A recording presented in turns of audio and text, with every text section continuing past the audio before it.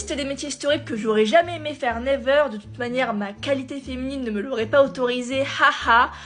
À part pour le dernier. On commence avec le vidangeur ou le maître fifre. C'était la personne chargée de vider les lieux d'aisance. Les shops. Puis le porteur de pestiférés. Et oui, car à l'époque des épidémies de peste, il fallait bien que quelqu'un rassemble les malades, voire les morts. Et ce quelqu'un, généralement, il tombait malade aussi à force d'être en contact avec la maladie. On a le messager royal, donc qui se déplaçait à pied. Des fois, il était à cheval. À cheval, c'était moins risqué, mais à pied, il allait d'un point A à un point B pendant les périodes de guerre pour faire porter des messages. Autant vous dire qu'il arrivait rarement à destination.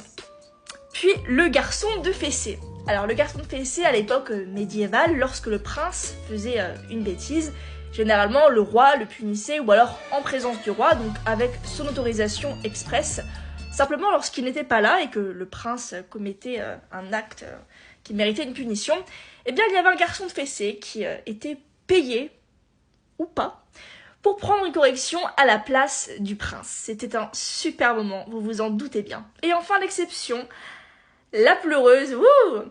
Pendant l'Antiquité, lors des enterrements, il y avait des femmes qui étaient payées pour pleurer, mais se donner en spectacle vraiment pour regretter le défunt. Et ça a pris des proportions de fou, car il y avait des combats de pleureuses qui étaient organisés donc lors d'un enterrement ou de 2 enterrements.